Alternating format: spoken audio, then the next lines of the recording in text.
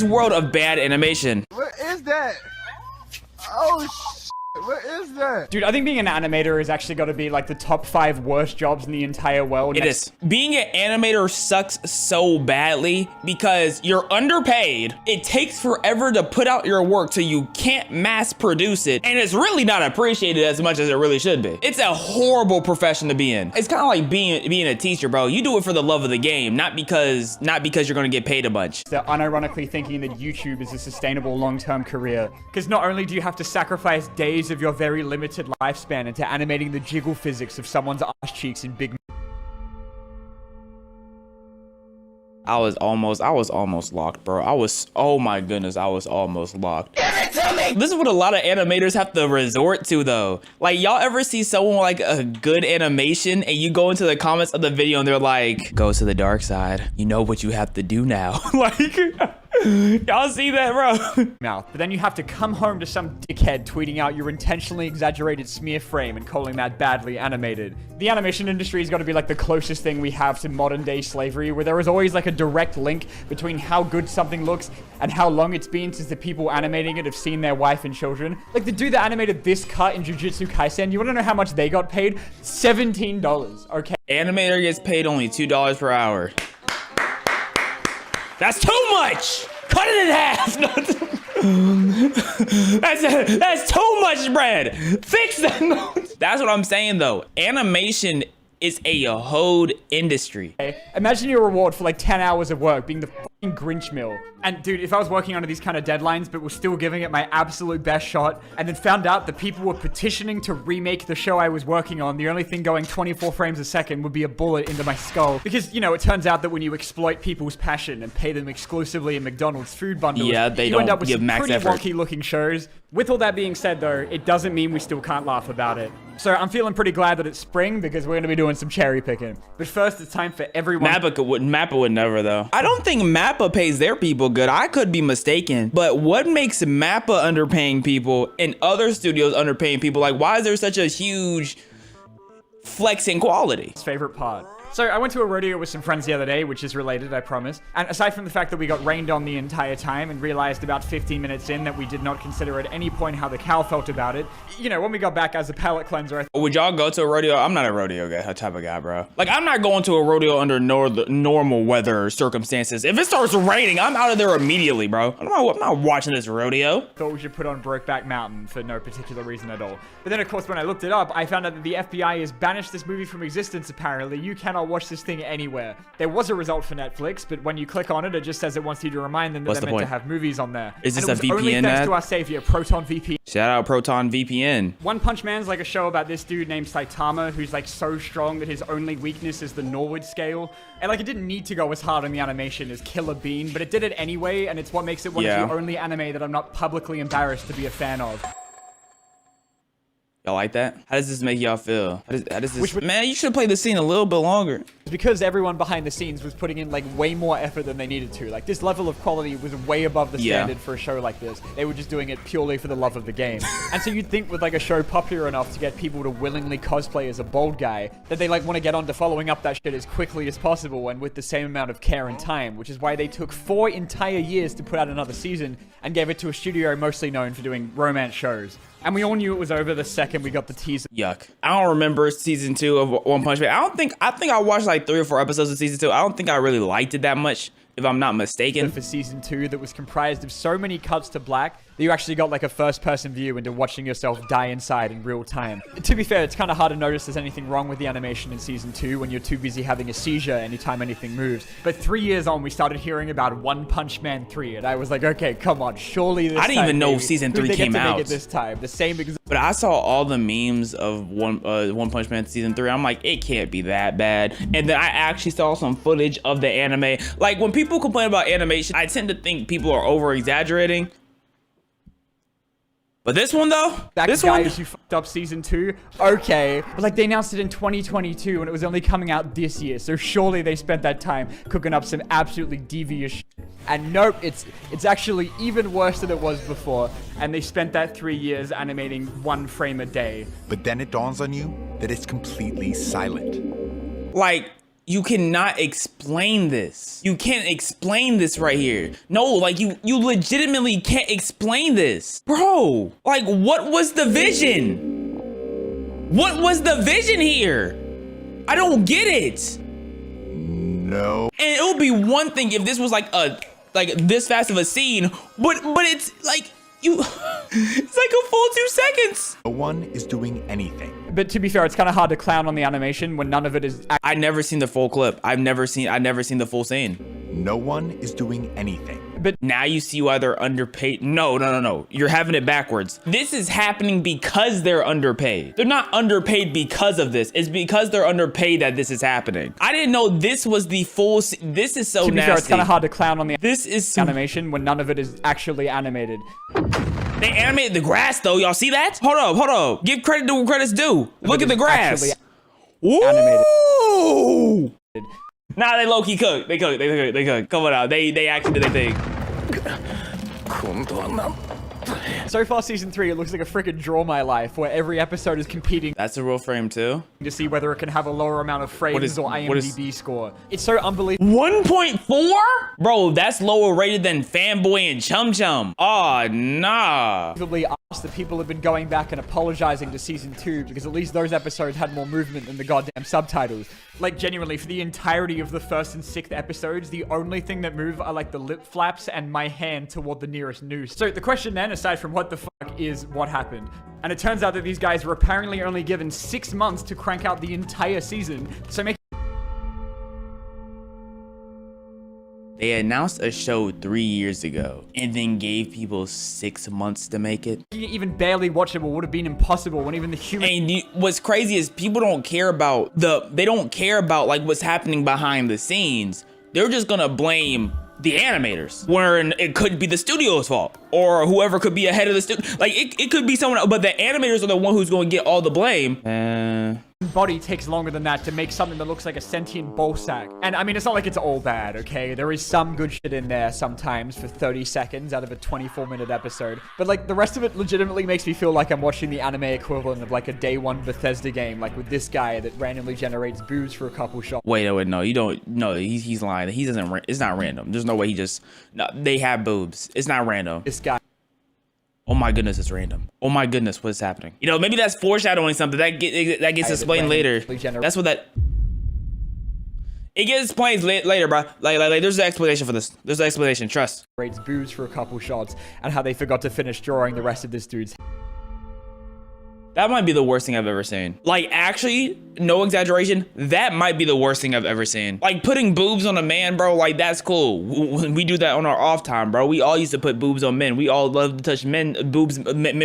Like, that's just what we do. They cut it literally just looks like they cropped off his head. No, that's bad. That's bad. In fact, that's not even bad. That's terrible. This is why Attack on Titan, when it was released in like season 4, they released it in like parts. They were like, if y'all are gonna get this series, it's not gonna look like this. Oh man. Yeah. But then as I was making this video, episode 8 came out, and are those frames in my one frame man? Oh my god, did he just blink? We're so back. The thing is with anime is that if they accidentally end up making the entire 3rd season of 7 Deadly Sins look like a 2008 Newgrounds Flash animation. For someone come look at this. Look what they did to my boy. I mean, it's 7 Deadly Sins though. We shouldn't be watching it in the first place. That was your first mistake, like watching 7.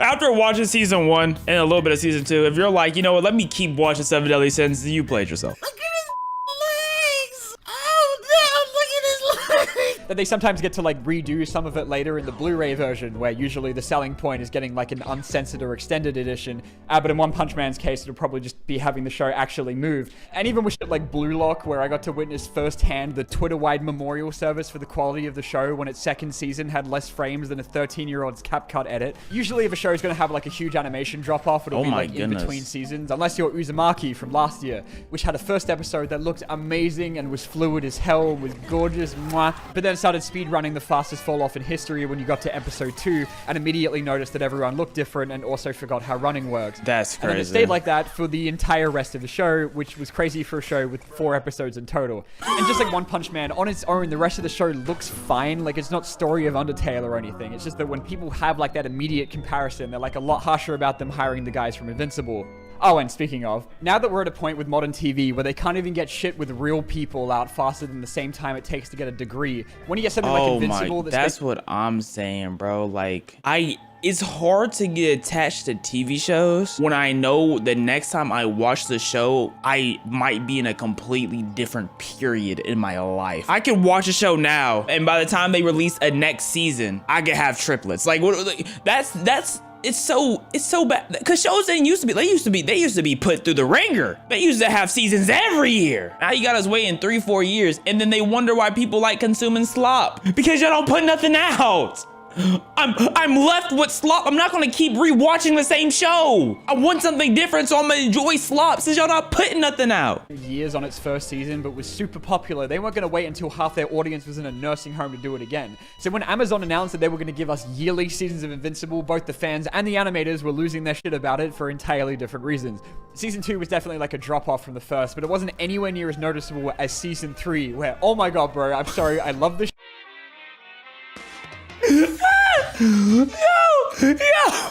Yo, that look like it's straight out of Teen Titans or something, bro. That's hilarious. That's peak animation, bro. Love the show, but those first few episodes were so stiff that I almost did my usual babysitting routine and dropped that shit.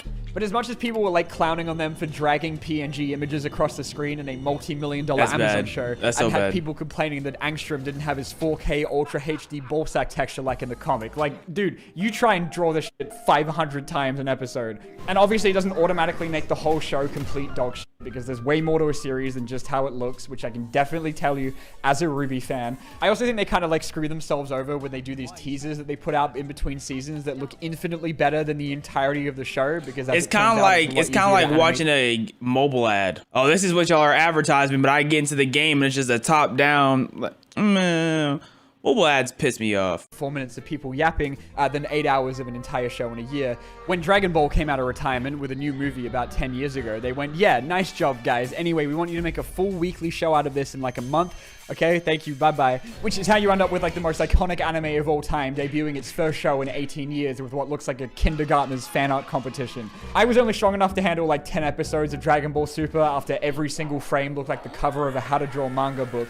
I didn't even look that deep into Super because if you watch, and I know, you know, we people have lives, so we don't have time for this, but if you were able to watch Dragon Ball through Dragon Ball Super, like through once in Dragon Ball, Dragon Ball Z, Dragon Ball Super, you'll see an overall quality drop like no other, storyline wise. It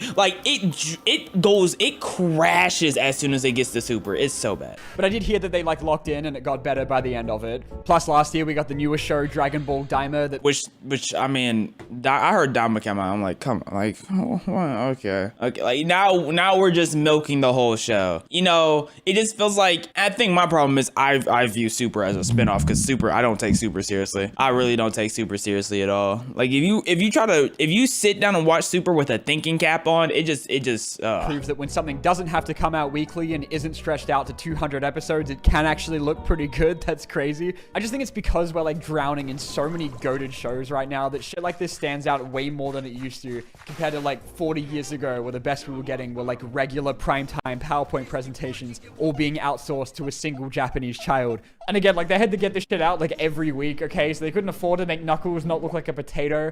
The OG Transformers is not a show that I would ever publicly recommend to anyone that has eyes, but like for a weekly animated series, it was so good. It didn't matter if Optimus sometimes didn't have a mouth, then they all existed in a universe where consistent size was a suggestion. After 2 seasons though, they did a big budget movie that had such an animation glow up that it left them about 15 cents left over to fund the 3rd season, that they then shipped out to the cheapest overseas studios that they could find. I'm not a Transformer so many different people, all of whom absolutely did not give a shit about what they were making, is how you end up with 30 episodes that look like this.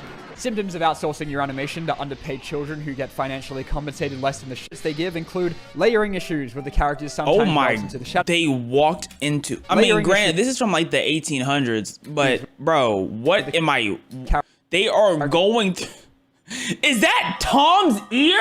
Why is Tom and Jerry, where did that ear come from? Where did the ear come? Oh no, that's really a cat. Where the heck did that, what is happening? Oh no, this is bad. This is also bad. I don't know what I'm watching. Melt into the shadow realm. Reanimated corpses of people that were meant to have died. half the car switching sides in between shots, everyone knowing shadow clone jutsu, and sentient clothing. And animation errors are fine, like they're always gonna happen, but like not when the main villain of season 3 is whoever was in charge of the layering. And even after all of that, it's still technically more animated than One Punch Man 3. Speaking of, in case you're wondering what the studio that made the first season is up to now, there's nothing that absolutely obliterates your immersion of a show quite like getting jump scared by some ugly ass Toy Story dog miraculous ladybug ass looking CGI. Obviously they have to do this sometimes so you don't end up with the horse and spice and What's going on with the horse? You shouldn't be riding that thing, bro. Take it to a vet. Why are you riding that horse? The hard part is blending them together well enough without making it look like a Smiling Friends bit. Gosh, Brenda, your flowers sure look pretty. Well, thank you very much. What is this? This is like something me Kenya would animate and then it would just have like a bunch of worms coming out of its mouth or something crazy like that. Like this is nightmare fuel. Low-key, Thomas the Train is nightmare fuel. Can we watch something else? It's about to get really good. Then there's this show called X-Arm that you can tell was funded by Crunchyroll. Oh, the because you've only goat! probably heard of it from the top 10 worst The anime of all goat! time list. Because it's a direct result of what happens when you hire a bunch of people who don't know how to make anime Look at, man, this is so bad. This is so bad. to make an anime. What the fuck is? What? Whoa, no, we need to slow this down. I need to see this more thoroughly. As y'all don't know, I'm an animation connoisseur. I've been in the animation since I was J-High. Let's really break this down. Don't push your luck, you freak. Okay, let's see how you run. She runs like a auntie with a bad back. Where is her pants at? What are you doing? Like, why are you bringing your...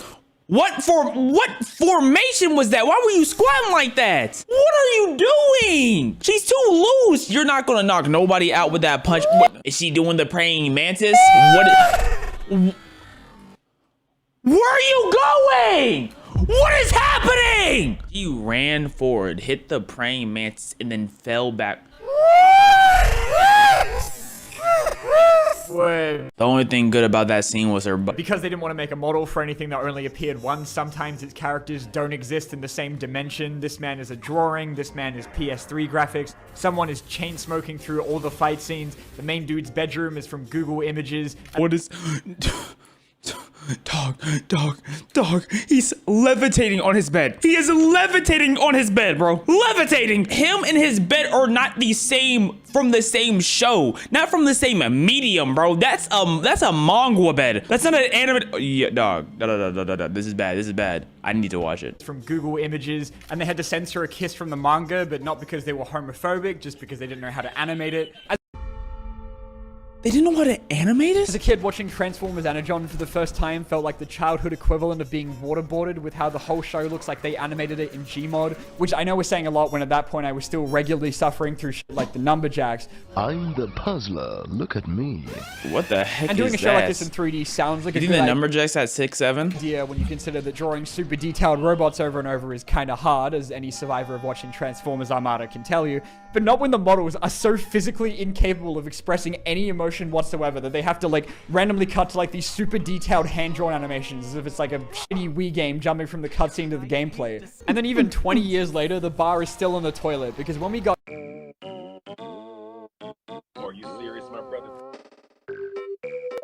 Transformers Earthspark, which initially looked like the first show in the series in the last decade to actually try, until Yeah, it they looks realized nice. how much that cost and then gave the next 2 seasons over to the guys that made the Megamind sequel, and now the show looks like I've the never Megamind seen sequel. the Megamind. Thieves, you won't get away with this. That felt like a video game. That felt like an old Madagascar game I used to But play. even that looks like One Punch Man Season 1 compared to Rhapsody Street Kids, a movie that's set in the same place that everyone who made it is going, which is the deepest circle of hell. You might be smart with books, but you sure are stupid. A world Clock it. comprised entirely of Kid Pix assets, where perspective is a suggestion and only one thing can move at a time because every person. How looks did like a this fucking pass FNAF clearing? animatronic. How did this get past Hey, clearing? Nicole Duck! I mean dinosaur! It does look like Baldi's Basic. It's like if someone made a feature-length version of the cutscenes from Sonic Adventure. Characters don't so much move as they do just sort of immortal over there slide just into place. waddling. Some of them just start emoting at random intervals, and it has the only Loki, though, that's fire, bro. Imagine you're in an intense conversation and you just start hitting him with the...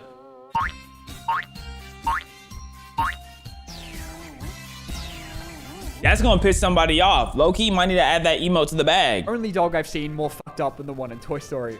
Aw, come on, Snippy. Didn't your mommy What about Full Metal Alchemist? See? teach you to share? Anyway, I could say Like, why is he eating a sandwich like this? Why is him eating a sandwich looking like,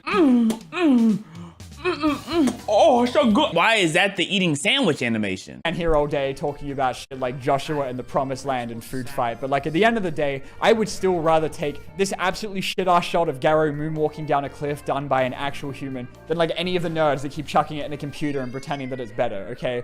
That was bad. That's all. Yeah, that walk was bad. I just think he didn't need to be sliding down anyways, or they could have added a little bit more animation while he was sliding down, like on the grass or something. The most painful motorcycle deaths ever. The face incident. Now look, I'm not a motorcycle type of guy. I actually don't like motorcycles at all. I don't think there's anything good about them because of just how dangerous it is. It's like the danger of motorcycle outweighs all non-danger, personally, in my opinion. Summer of 2021, on a remote highway in Turkey, a young man deeply in love with his motorcycle woke up to a nice sunny day. They are cool though, and like that's the decided that it problem. was the best time to take his bike out for a spin. Like, I agree, motorcycles are very cool. I just love life. A nice leather jacket with protective boots, gloves, and a helmet was what this man quickly threw on before going out for the ride. Right? Just kidding, he decided that he didn't want to wear any of that since it's a hot summer day. Just kidding. But on the bright bro. side, at least At he least he has decided his to keep his helmet on. Right? Right? After making sure that he was... Well, and I don't understand. I guess like some people are like, if I'm going that fast anyways, the helmet's not gonna help. And I get it. I guess I don't agree, but I get where you're coming from. But if you're talking like, if you're going 10, 15 miles per hour, the helmet is literally the difference between you hitting somebody and surviving and dying. Like that can literally be it. And that's 10, 15 miles per hour, something very preventable, something around the city. So I feel very strongly when it comes to helmets on bikes as well. Like, I know bikes aren't as serious, but I feel like the moment you leave the neighborhood, like if you're biking outside of a neighborhood, you gotta throw a helmet on. When I have kids, I'm gonna ride my bike with a helmet on at my grown age, just so they're not like, oh, I don't wanna ride a bike with no helmet. That's whack, that's not cool, you know? wearing no protective gear at all, this rider would then take his sport bike for a nice calm ride. I don't think I've ever seen anyone on a 120 motorcycle miles per hour. without a helmet. After hitting the highways, Like, the rider couldn't at all. contain himself and began speeding as fast as possible on his bike. However, unbeknownst to him, Like, a steep even turn people with the on guardrail mopeds. would appear on the highway out of nowhere. Unable to correct his path in time, he was flung from the bike and hurled face first into the corner of a steel guardrail. The impact was so violent that it completely removed the entire front of his head and face. His Oh eyes, my. A helmet not helping with that anyways though. A helmet's not helping. A helmet's not stopping that. nose, jaw, and facial skin were instantly torn away, leaving only the back of his skull intact. Bystanders who arrived moments later could hardly process what they were seeing. It looked less like an accident and more like a war zone. They searched for his body, and upon a glimpse, were instantly traumatized since it didn't really look like a human anymore. Bystanders did what they could, but unfortunately, he never had a chance. I was about to Emergency say, like, what responders could they have pronounced done? him unresponsive at the scene. The pole incident? This next situation falls just past midnight on April 1st, 2025. Never gonna be a bike at night. Don't bike at night. I know you're looking at that street and it's feeling kind of neat. Hop on your bike, be all right. Don't bike at night. In Phuket, Thailand. Phuket. The streets were mostly empty, the air was heavy, and it was the kind of night that felt slower than it actually was. But not for one guy. This rider was flying down Bypass Road on a red and black Honda Forza, probably just out for a ride. Was it really maybe what? trying to clear his head. Like, was it maybe actually? just pushing the throttle for the thrill of it. Yeah. Whatever the reason, he was moving fast, very fast. How fast? Then, in a split second, everything went wrong. He lost control of the bike. Oh. With no time to correct. I've seen people like lose control, just driving and lose control. Oh my, it's so scary because it looks like it can just happen out of nowhere. No time to react. He slammed straight into an electricity pole. The crash wasn't just bad, it was horrific. The impact was so violent that it cut his body in half. His upper half was found under the pole. His lower half? Thrown almost 200 feet down the road. His heart and organs were scattered across the scene. You know what's crazy? If someone's just like glancing at the road, they're gonna be like, ooh, a big animal just got hit. Like someone hit a raccoon or something and just keep driving. I mean, it's not like stopping can really help at all. But it's like, they're gonna just be like, oh, must have been a raccoon. Somehow, his helmet was still on, but it didn't save him. Not from that. They later confirmed he was a Russian national. They never released his name and just let his story be another That's his bike? brutal reminder of how unforgiving speed can be. You always think it won't happen to you until it does. That's the thing though. I always think if I hopped on a bike, it would happen to me. Like, I feel like I would be the person. The haircut incident. Huh? In Manacapuru, Brazil. Don't tell me they were on the cycle. Someone was given a haircut, lost control, and they would have survived, but they accidentally stabbed the clippers into the back of his skull. Side town that doesn't usually make international headlines would go viral for once, but for all the wrong reasons. A man was riding his motorcycle through the city streets, and from the looks of it, he wasn't really going slow. While another biker was trying to make a left turn, the man unknowingly would get into a head-on collision with him. And the crash would be so forceful that it would launch him right off of his bike. Don't tell me it skinned his straight head. onto his head. And surprisingly, the accident wasn't too detrimental. He only suffered a couple of cuts and sprains to his body. Oh, nice. That's what I would say if he was wearing a helmet. That's what I was saying though. At the lower speeds, man, like that helmet is the difference. But once again, this rider decided to ride without one. So, instead, when he crashed and landed on his head, the force of the impact was so intense that it ripped the skin right off his scalp. It wasn't just a cut or a gash. His scalp was completely peeled back, exposing raw bone. And when I say raw bone, I literally mean that his skull, muscle, and the whole... I know what raw bone means! I know what that means! You said raw bone was showing! There was nothing else I could have mistook it as. Okay, I know what raw bone is. Horrifying anatomy of a human head were exposed to the world. A lot of people were confused by the bizarre nature of the accident and couldn't really understand how it could happen to a person. But, horrifyingly enough, it happens a lot. The injury is called degloving. Imagine the skin on your body being torn off like a glove. Probably not the best thing to imagine, but that's what doctors describe it as, and that's what happened to this man.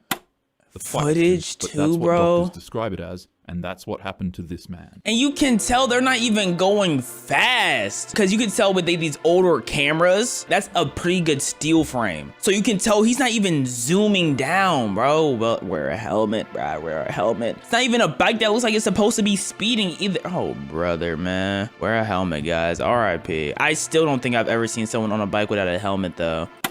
The fire truck incident. On the 15 freeway in Rancho Cucamonga. Was he speeding, he rammed into a fire truck, or was he speeding and ran a red light and then got hit by a fire truck, or was he speeding and I don't see how else you can incorporate a fire truck. California. Even slow pace can lead to an accident. Bro, this is how sensitive your head is. Let's say you're sitting on the trunk of a car and you fall down on concrete and hit your head. You can die. That's enough for you to die. That's it. I remember there was this one incident where there was these kids and they were just sitting on the top of a moving car. Car was only going like 5 miles per hour. They slipped, land on their head, dead. That's how easy it is. That's why helmets are that's why even with bikes, helmets are so important, because even with a normal bike, one wrong move, if you try to swerve and dodge a car on the road and you land the wrong way trying to swerve, it's that simple. A routine night drive turned into a deadly inferno, and it all started with a motorcyclist and a semi-truck. The exact reason isn't clear.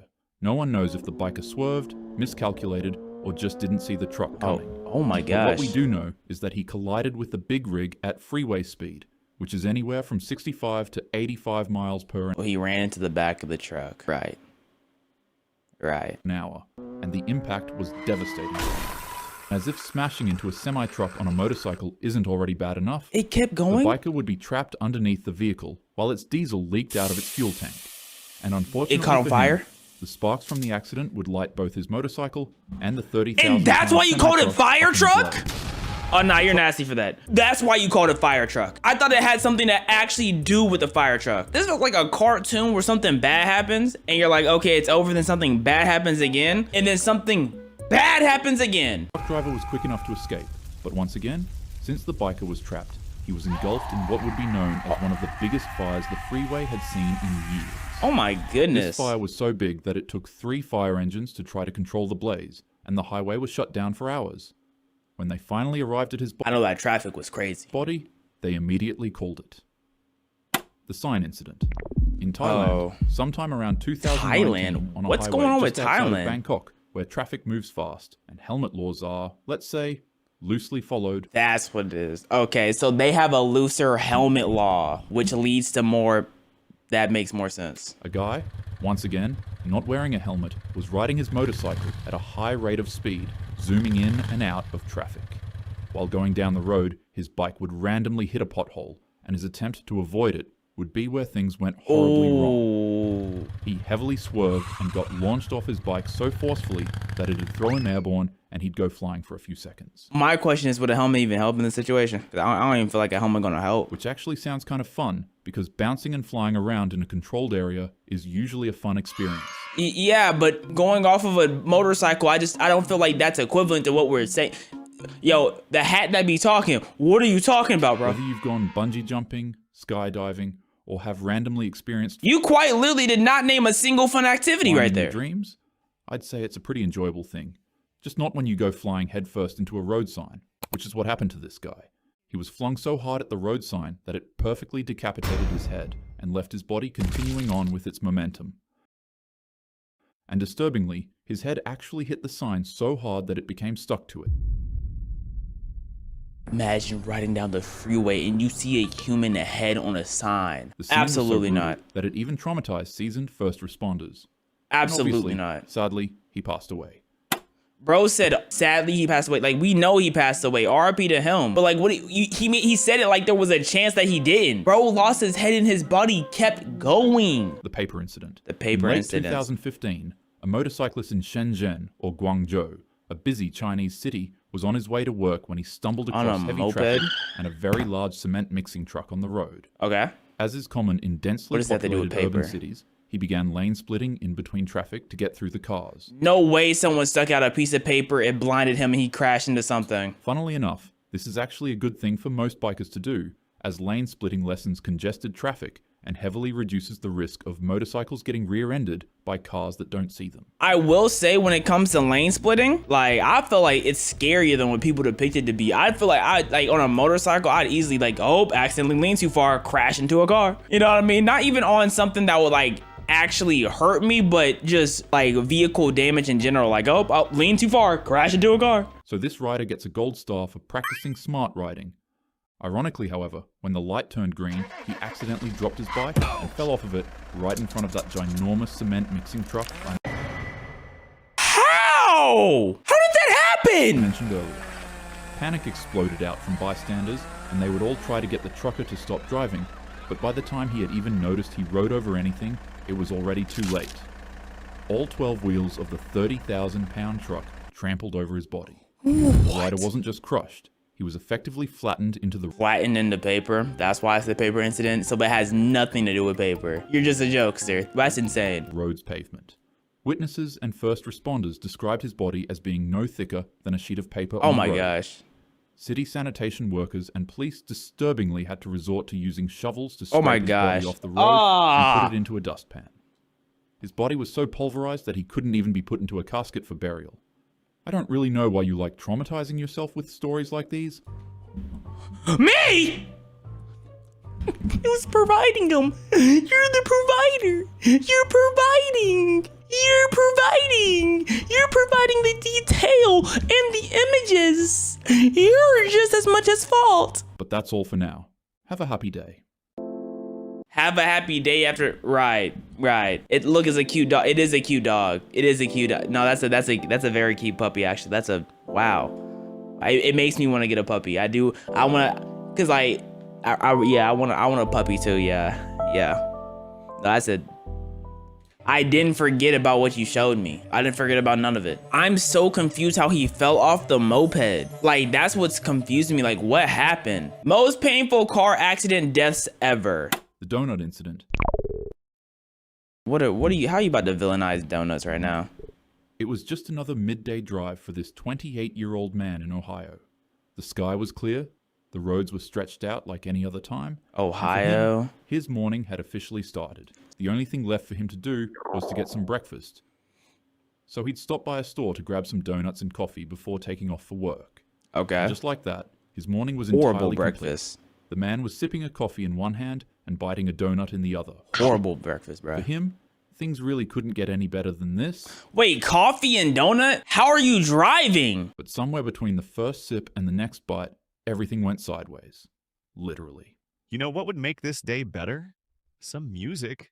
Hey Siri, play some Diddy. Now playing Demi. Right. So we're not taking a single thing seriously.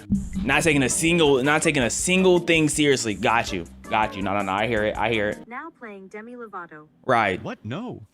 I said play Diddy, like, you know, Puff Daddy? Now playing Yeet. Yeet? I'll just do it myself. That's While that's eating not a his bad. donut, it is Bro, just chill with Yeet. Like this type of skit makes you forget what the video's even about. slip out of his hands and knock over his coffee. And it lands on his face. In a panic to stop the spilling, he quickly reached for the beverage to steady it. And just like that, He's in the back seat. in a split second, did he his car veered left to the opposite lane of traffic.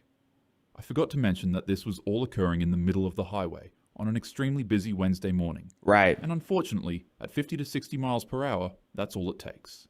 His vehicle cut across the lane and slammed head-on into two westbound cars, completely flattening one in the process.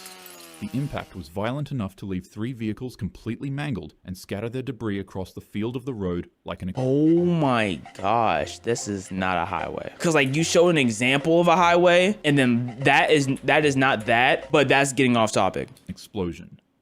Witnesses said it was chaos. One driver was trapped inside their vehicle with crushed metal, pinning them in place, while first responders worked frantically to cut them free. Okay. As for the flattened car, it sat in the ditch with its airbags blown out, windshield shattered, and frame completely crushed. Right. When paramedics arrived, How do you flatten another vehicle? How big is your vehicle that you're in? Oh my, it really is completely flat. Where's the other one at? arrived at the scene, they worked desperately to extract the victims from the wreckage. They would even try to bring out the body in the flattened vehicle, and to their sheer horror, the victim was still alive. The crews would immediately transfer both individuals to the University Hospital's Geauga Medical Center, That's good while though, a third right? refused further treatment. To everyone's total shock, Wait. all the victims in this accident survived with no life-threatening injuries. Why'd they refuse treatment? The man He couldn't afford it. Oh my goodness, imagine getting to that type of crash and you refuse treatment because you can't afford it. Oh my gosh. responsible was quickly identified and questioned. His rambunctious craving for donuts and coffee on the highway had turned a This story headline is absolutely absurd. Ohio driver dropped his donut and caused a devastating 3-car crash with one flattened vehicle. Nobody died. The top of the yo, it starts off with donuts. Okay, nobody cares. Bro, donuts, right. quiet Ohio road into a disaster scene. Police instantly cited him on the spot. Sometimes it's not speed or weather or a drunk driver that causes the crash. Sometimes it can simply just be a donut, so don't drive while distracted.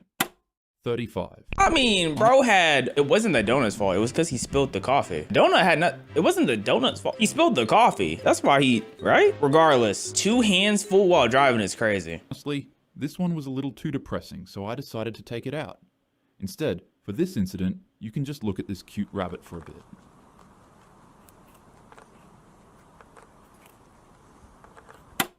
Hell Train. It was the evening rush. So horrific, he took it out? You just showed a man's head getting decapitated from his body on a stop sign. But this was... Now you made me want to know, bro. I think we could be getting baited. I don't think there was a story there. On February 3rd, 2015, in Valhalla, New York. Valhalla? Commuters boarded the Metro North train.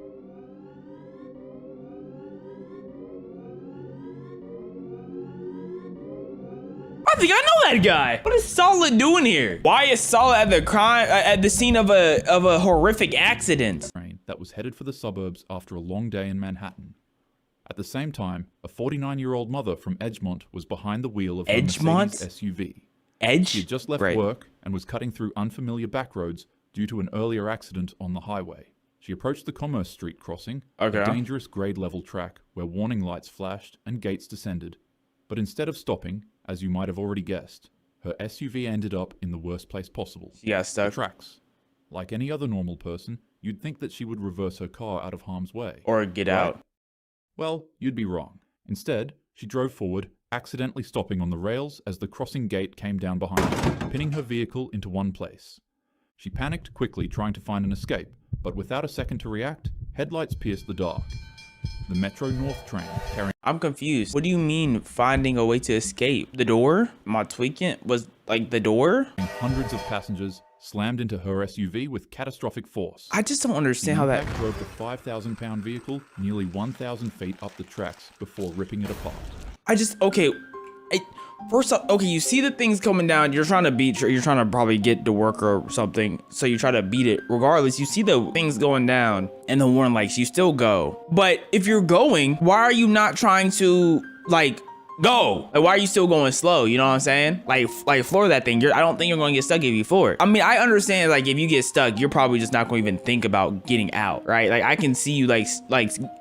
You know what I mean? But I just feel like there's so many steps that happens that's so preventable. RIP though. That's only the beginning of what made this situation What do you mean so the terrible. beginning? When the train impacted her car, the rails snapped off the ground and speared through her SUV, right into the train's passengers. These rails would shoot up from the floor and send fire and sparks exploding onto the passengers. You're telling me you dang near derailed the train? The first carriage completely erupted into flames as metal debris tore through windows Dog. and seats like shrapnel. At I the ain't never rear heard of the that train, before. Riders only felt a slight bump, but up at the front, it was a pure nightmare. Smoke filled the cars, Yo. people screamed, and sections of rail shot through the cabin like burning javelins. People desperately clawed at jammed doors, but the heat was unbearable and too suffocating. The smell of burning seats, fuel, and flesh is all that survivors Oh could my remember when trying gosh. to escape. The scene was described as literal hell on a train. When the fire finally died down, 6 people were gone and 15 others were severely injured. The SUV was obliterated, and the train was left mangled and scarred by the flames.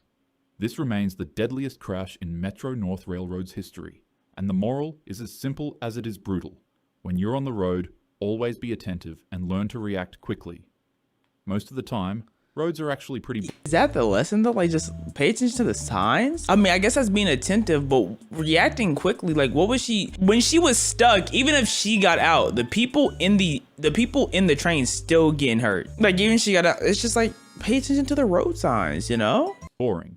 And honestly, they don't really have crazy things like this happening all the time. But in the rare case you end up in a situation like this, be prepared and always act fast. Guillotine.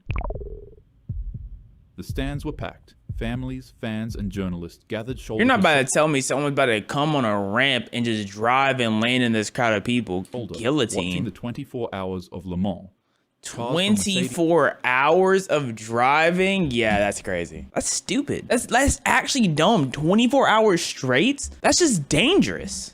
Jaguar, and Ferrari screamed down the straightaways, pushing limits that the track itself had never been designed to handle.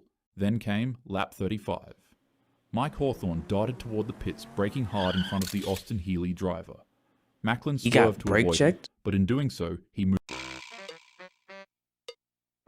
I know that's not what you just hit right now. I know you didn't just hit that. directly into the path of Pierre Levey, who was going at over 120 miles per hour.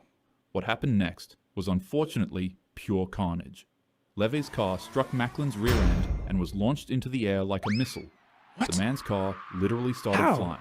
How? And of course, it'd be aimed at nothing other than tightly packed crowds of bystanders enjoying their favorite cars racing on the track. How was I right? The Mercedes would smash into the spectator in front of the grandstand, and on impact, it would immediately disintegrate. The car's heaviest components like the engine block, suspension, and radiator tore free and hurled into the crowd with the force of artillery shells, obliterating dozens on impact. However, the worst part was the hood. It was sharp, silver, and launched out of the car the fastest. So you're telling me it's not even the fact that they were up for 24 hours. I don't even understand. Like, this sounds so unfortunate. It's not even, it sounds movie-ish, cartoonish. Someone got brake checked and then someone hit the back of the car that got brake checked and it got slung into the crowd. What? How do you ramp off of the back of the car? I don't understand. Making it form a spinning motion like a saw blade. The hood would fly into the crowd and sever the heads of multiple spectators watching in the stands. Survivors would later describe this scene as the hood decapitating tightly jammed spectators like a guillotine. By the time the smoke cleared, at least 82 people were gone and hundreds more were injured. 82 people? 82? How? This event would later on become known as the 1955 Le Mans disaster, and it would remain the most catastrophic accident in racing history. A little fun fact about this event is that the organisers wouldn't allow the race to stop. They'd ensure that the drivers kept competing so that the venue didn't ensue into a mass panic and block medical responders from being able to enter in.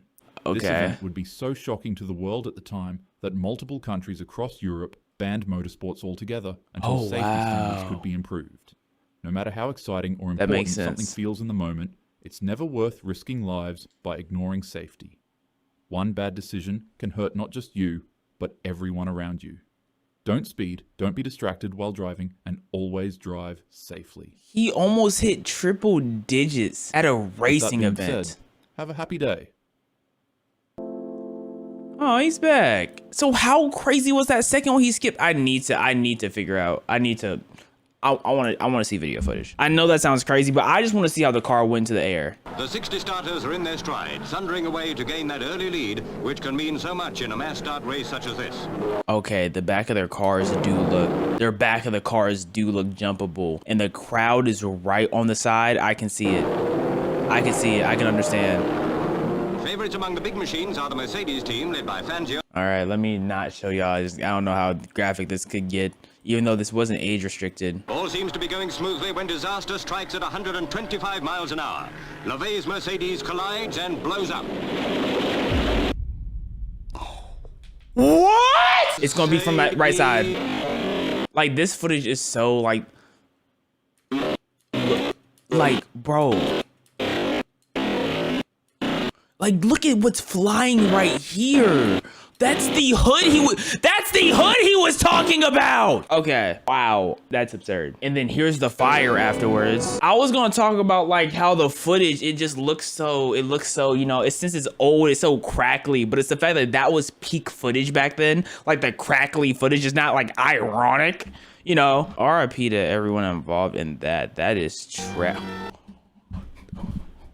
Okay, I'm glad I didn't there's just a dead kid!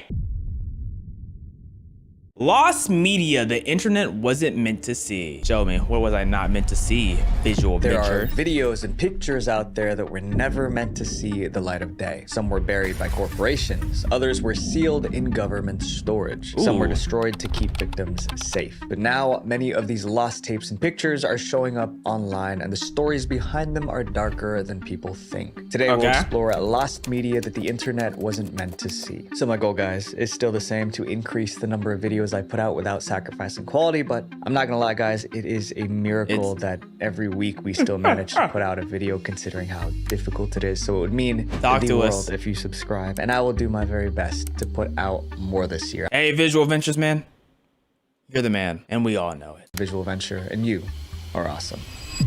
The day the clown cried. In 1972, a Hollywood actor. Look, if I ever bought a clown for my kid's birthday party and it ended up crying, bro, I'm suing the company. Cause what are you crying for, bro? Taking him seriously enough. Supposed to make my kid happy. Jerry Lewis, one of the most successful comedians in the world. He wanted to reinvent himself as a serious actor, so he flew to Sweden to make the most dramatic movie of his career. But when he saw the final cut, Jerry was horrified. Instead of saving his legacy, he felt the movie would ruin it. Out of embarrassment, he swore no one would see the film while he was still alive. How was the film that bad? Going to be easy. The movie was titled The Day the Clown Cried. Jerry played a clown named Helmut.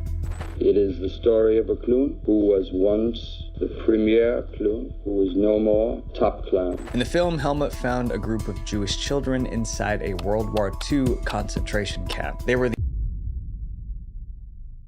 I thought we were talking about a clown.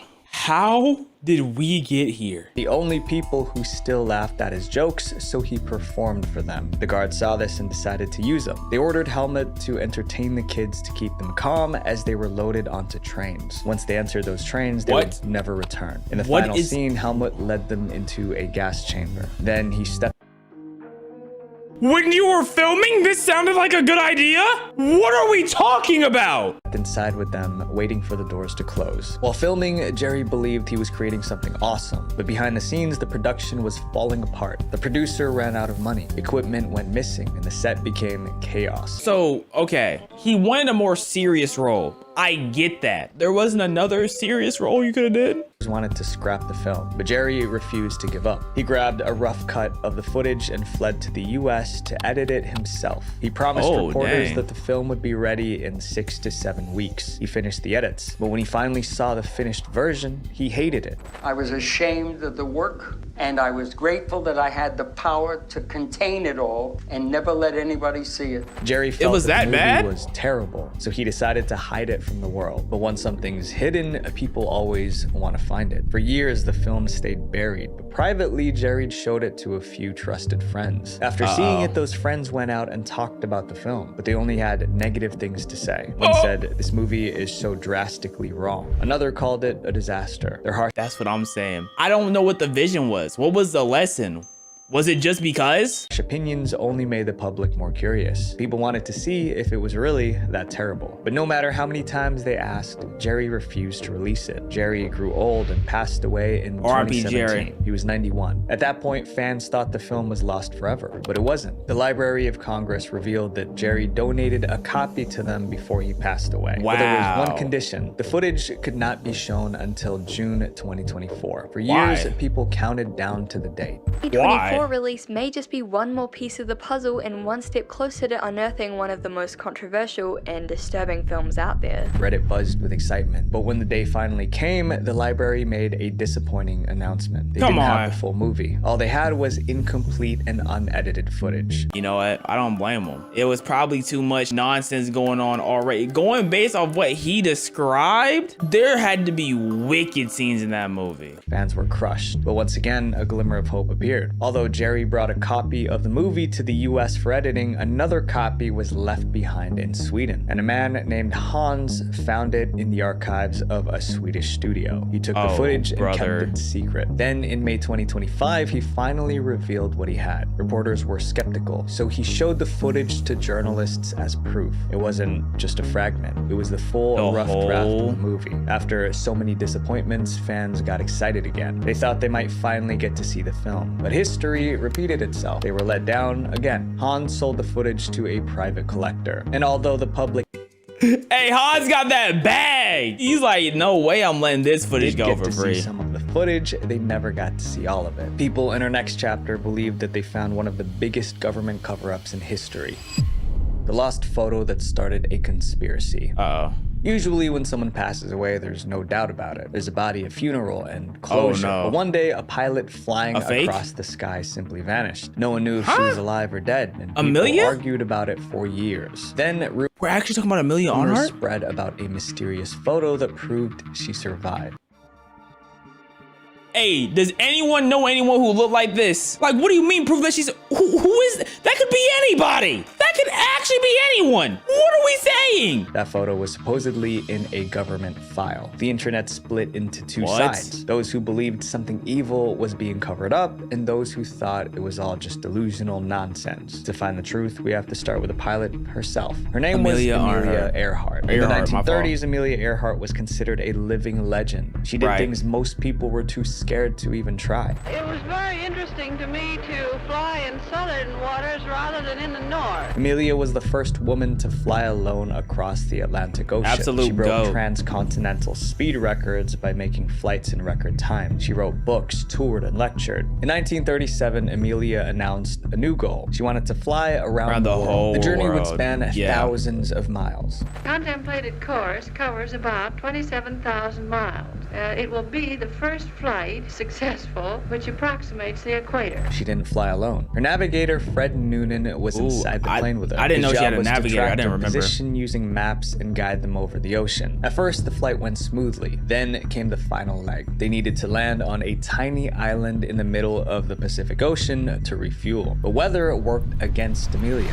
Heavy clouds blocked her view. Radio signals were weak, and her fuel was running low. She radioed a nearby Navy ship several times, trying to find a place to land. And they didn't lock in? We must be on you. I cannot see you. Gas is running low. After that message, she went silent. Amelia, Fred, and their plane disappeared without a trace. The US Navy launched one of the largest search operations in history. Planes and ships scanned the ocean for days, but there was no wreckage, no bodies, and no clues. Nothing? Eventually, Amelia Earhart and Fred Noonan were declared legally dead. The official explanation was that she ran out of fuel and crashed into the ocean. But we many have people no clue. didn't accept that. Without bodies or debris, fans believed she survived. One theory claimed that Amelia and Fred crash landed on the Marshall Island. I don't feel like they survived. Like, they can't find the airplane. Do they have a tracker? I know airplanes have black boxes, and the black boxes basically hold like a whole bunch of information that happened during the airplane. I wonder if those like can be tracked. It would make sense if those could be tracked, but I guess not. At the time, those islands were controlled by the Japanese military, so people thought the pair were captured as spies. Years went by, 10, 30, 80 years, still no answers. People kept arguing about whether Amelia crashed or survived, but nobody had proof. And one day, we literally don't know. Changed. Never mind, I lied. Well, apparently we do know. 2017, a photo surfaced that supposedly showed Amelia Earhart alive. News outlets rushed to report it. This long-lost photograph discovered in the National Archives appears to show her on a dock after being taken prisoner by— That could literally be in this. Taken prisoner by the Japanese? Sounds like propaganda. I don't know. Sounds like they want a reason for us to hate the Japanese. The Japanese. The photo was labeled Marshall Islands. A retired federal agent said he found it while going through old files. He claimed the photo came from a top secret folder that had been hidden and mislabeled on purpose. His claims caught the attention of a major TV network, so they created a full-length documentary titled Amelia Earhart, The Lost Evidence. At first glance, the photo just looked like an ordinary photo. It was just a blurry scene of a harbor, but analysts noticed two figures standing on the dock. One was a tall man with a receding— Sorry, that was not— those were pixels. Two figures standing on the dock. One— Is the footage supposed to look like this? It was an export error? No, because the inside edition right here looks fine. What was a tall man?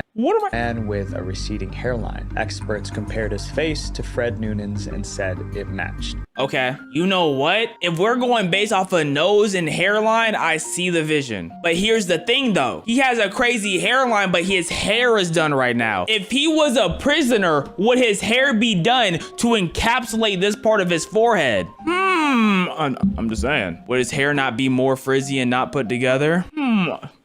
Talk to me. The teeth, hairline, and nose all appear to match up. It's my feeling that this is very convincing evidence. This is probably— What do you mean the teeth line up? Am I tweaking? Or do I not see teeth? We only see the nose and hairline. Noonan. Then they studied the second figure. This person sat on the dock with their back facing the camera. They had short, messy hair and a slim build. Analysts believed it looked like Amelia Earhart. From the top of her head to her underarms, and then from her underarms to her waist. And I can see the vision. Like, they have the same body shape, I guess. We can say that looking at this, they all line up. In the background, a Japanese ship appeared to be towing a long object.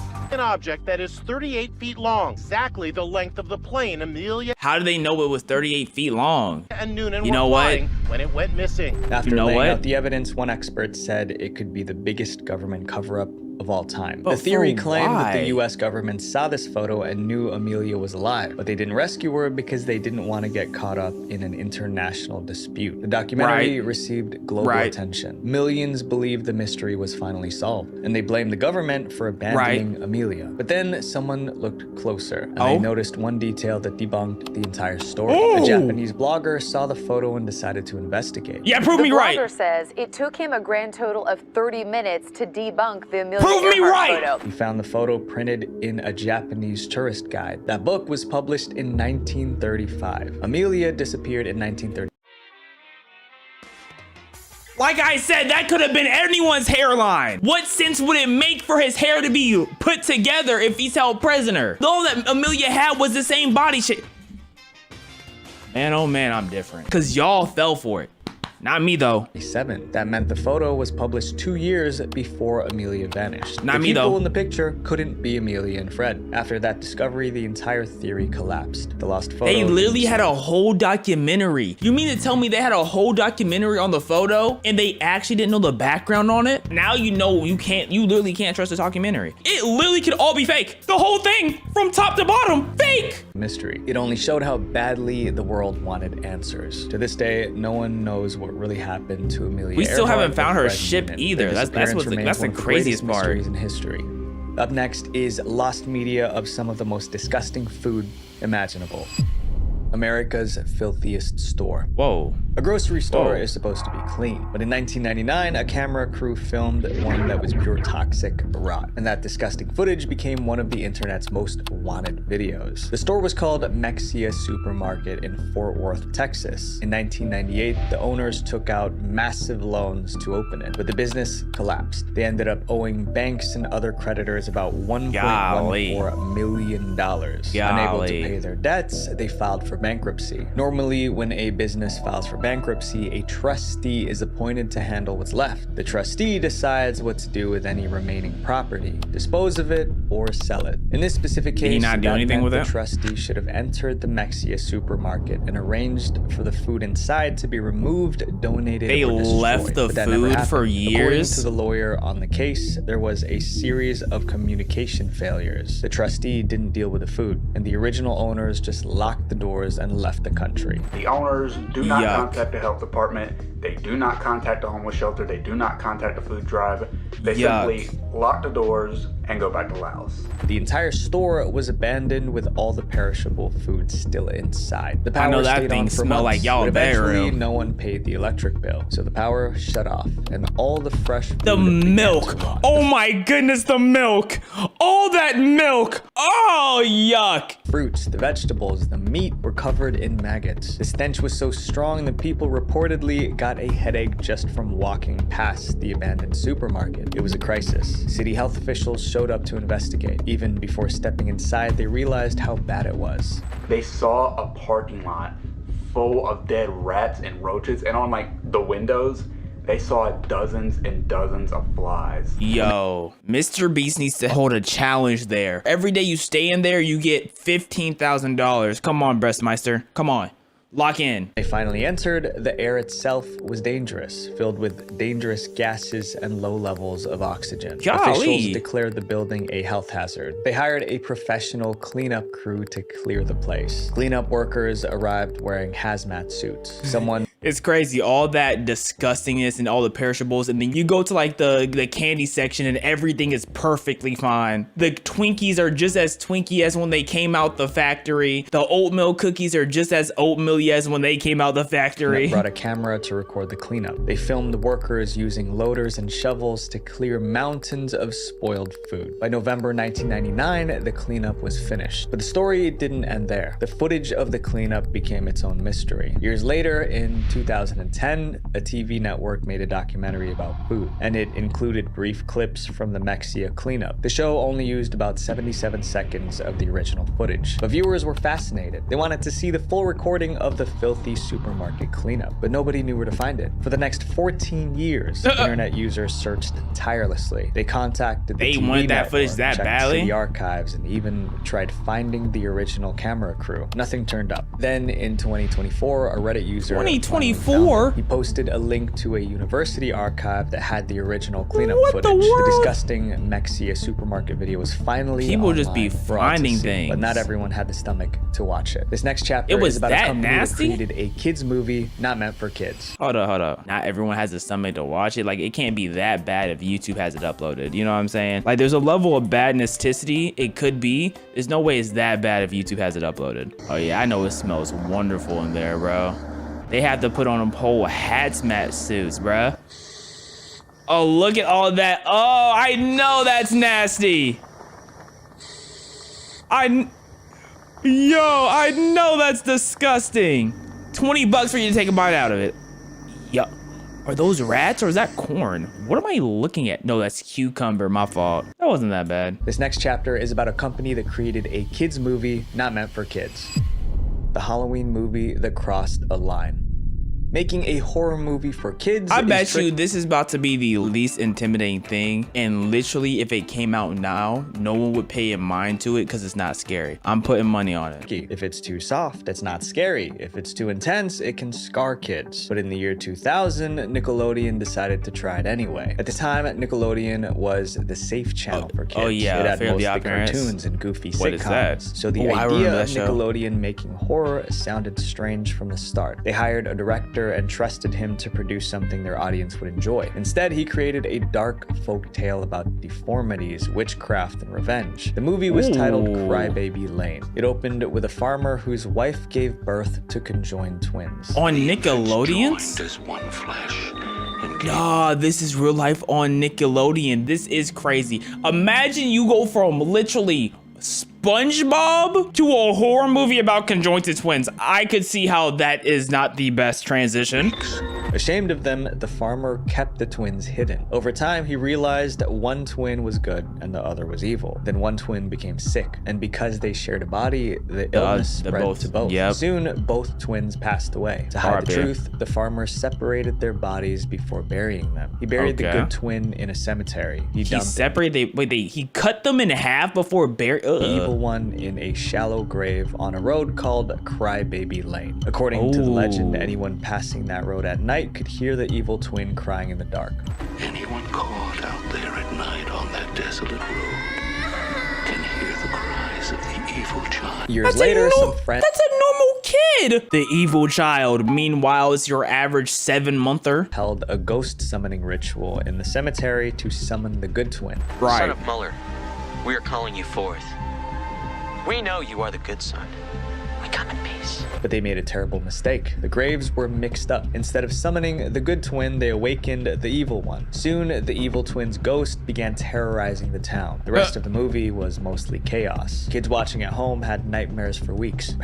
That doesn't sound like a terrible idea. They said the movie had too much possession and ghostly vengeance for kids. I do think it's a crazy thing to throw on Nickelodeon though. Immediately. They never re-aired the movie, never released it on DVD, and didn't include it in Halloween marathons. But that sounds kind of hard though. Only the kids who saw it that night remembered it was real. Time passed. Kids who watched Crybaby Lane grew up, but they never forgot the movie that scared them. In 2011, many of them gathered on Reddit. They wanted to find the movie again, but when they searched online, nothing came up. No clips, no screenshots, no proof. That would make me go crazy if I knew I watched something and when I searched for it, it's like it was never there in the first place. I think it would actually drive me a little cuckoo. Never existed. Some Reddit users contacted Nickelodeon to ask about the movie. Allegedly, Nickelodeon told them the movie didn't exist. That answer sent Reddit into conspiracy mode. They came up with all sorts of reasons why Nickelodeon would hide a movie. Just pretending that it never happened. A copy of Crybaby Lane recorded on VHS. No, you didn't. Most people didn't believe her until she posted a video showing her TV playing the tape.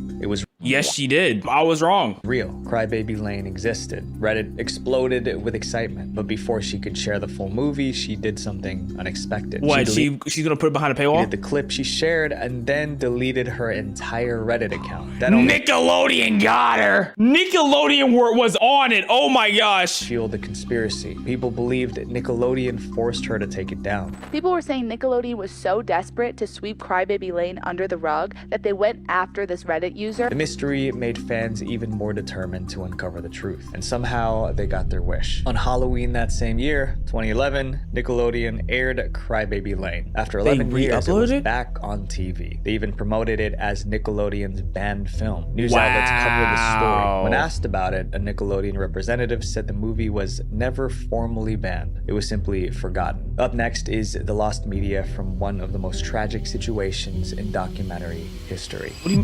The death of a legend. Who?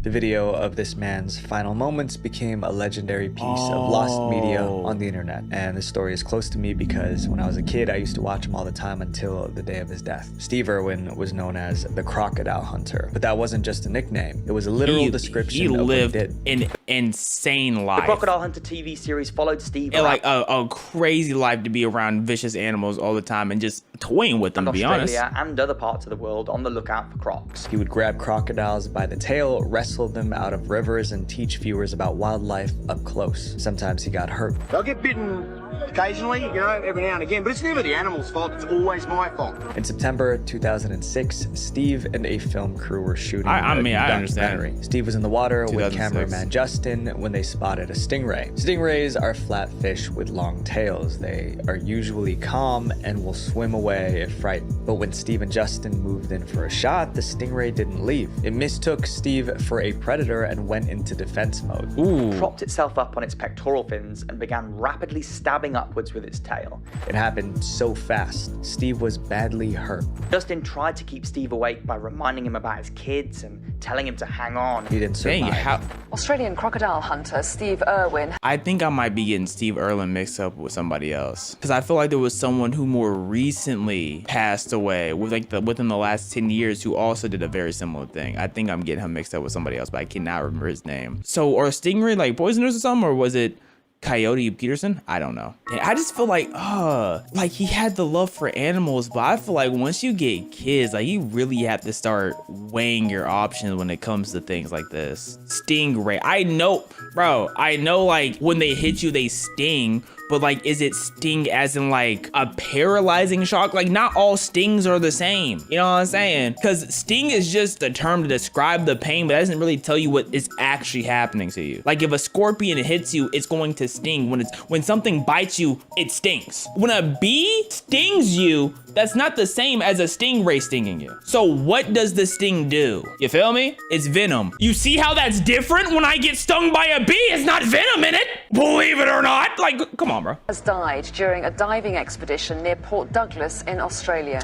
The most chilling part was that the camera never stopped rolling. Steve had a rule. No matter what happened, the crew had to keep filming. He once joked that even if he died, he would be sad if no one got it on tape. Justin, the cameraman, followed that rule. So the stingray strike, Steve's pain, it was all on tape. And that tape was about to become a major issue. Steve Irwin's demise was a national tragedy. Yeah, I'm not trying to see the tape. Video made it even harder to process. The crew wasn't sure what to do with the tape. The director believed the footage should be destroyed. But before that could happen, the police stepped in. Authorities opened an investigation into Steve's passing, and the officers seized the footage as evidence. To make sure they didn't kill him? Dragged on for months, but in the end, police ruled out any foul play. When it was over, many people expected the footage of Steve's final moments to be released. The public was clamoring to see it, but they were in for disappointment. Police said they destroyed all but one copy. The final copy was given to Steve's widow, Terry, but Terry couldn't bear to watch it.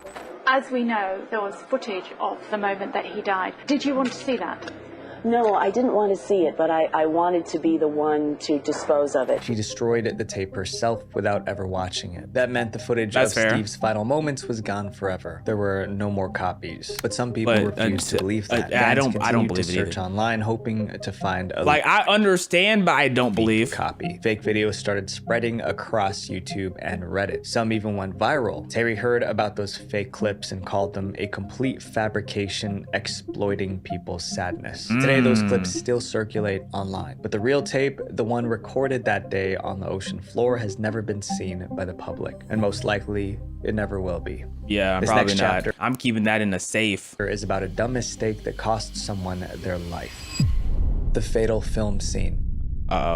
Don't tell me this is that one scene where someone aimed a gun at somebody and shot and they forgot to take the bullet out the gun. I know there was this other scene where they thought they picked up a fake gun they shot and they also killed somebody. Movies show people losing their lives all the time, but everyone watching knows it's just acting. In 1993, the line between fiction and reality vanished. During the filming of a Hollywood movie, someone actually lost their life, and the cameras caught everything. Because of how famous the victim was, the public was desperate to see it. Meanwhile, the producers worked just as hard to make sure no one ever did. It became a strange kind of hide and seek. Millions of fans searching for a video that few people were desperately trying to erase. The tragedy happened in 1993 on the set of a movie called The Crow. It starred Brandon Lee, the son of martial arts legend Bruce Lee. Brandon was fully committed to his role. It is a violent film. It's one where I feel very justified from the character's point of view. By late March, production was nearly finished. There were only a few scenes left to film. One of those scenes required Brandon's character to walk into his apartment and get shot. For realism, the production used a prop firearm loaded with blanks. Blanks only make noise, but no bullet comes out. The cameras started rolling. Brandon entered the set. The villain fired. Brandon fell. However, he didn't get up. When Brandon didn't get up, everyone was stunned.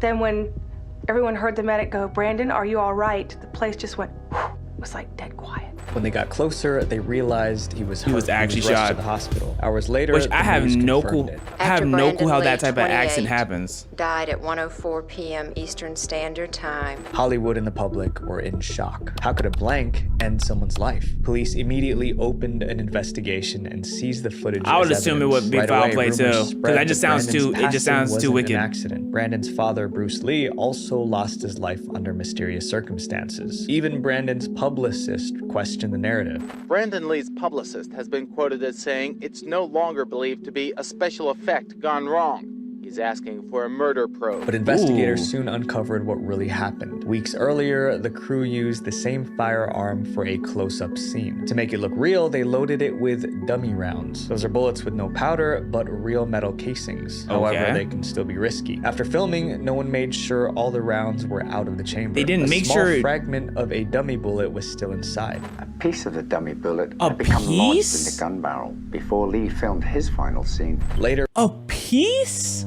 Come on, bro. When the firearm was loaded with blanks for Brandon's scene, that fragment was still in there. The blank launched that bullet, which ended up hitting Brandon Lee, and it became lodged in his spine. The camera captured everything. Brandon entering the frame, the firing, and the moment he fell. Investigators called it an accident due to negligence. Absolutely. No one was charged. So what happened to the footage of the accident after the investigation? I mean, I would say they just keep it. Some claim the police never returned the footage to the producers. Some crew members said copies existed. One even said he had a copy, though he never proved it. In over 30 years, the tape has never resurfaced. No leaks, no screenshots, nothing. To honor Brandon's memory, the studio finished the movie using Brandon's stunt double. Other shots involve filming a scene with a body double for Lee, and later mapping the actor's face onto the double's body. That's such a horrible way to go, The film man. was released in 1994 and dedicated to Brandon, and went on to make more than $100 million worldwide. This next case is about a joke that turned into a felony. The kitchen tape no one was supposed to see. Huh? In 2009, 5 videos restaurant? filmed inside a restaurant went viral, and not in a good way. Wait, did I just see something poopy? Domino's Pizza Booger. Domino's Pizza. Domino's Pizza special ingredients. Poopy dishes. Sneeze filmed sticks. inside a restaurant went viral, Yuck. and not in a good way. It was so disgusting that the restaurant had to shut. And it's Domino's too? Can never be Papa John's or Pizza Hut. Or Little Caesars, or every other pizza place. Down a branch by her staff and called the police. The worst part was those who made the videos were just trying to be funny. Instead, I saw something come out of his one of nose. the most disgusting jokes ever. The clips featured 2 Domino's employees named Michael and Christy. Michael made food for customers while Christy filmed. At first, it looked like a normal shift. Then the behavior changed. Michael started preparing food in ways that violated every health code imaginable. Here's Michael. He sneezed onto the food. Cheese stick. He sneezed on the food and packed it for delivery. I don't know why he thought this was a good idea. We'll see who it's going to. It's going on a delivery. Michael deliberately I don't know why they contaminated thought it was. every order he touched. Now, Michael, I think that these sandwiches Yuck. are going to be full of protein.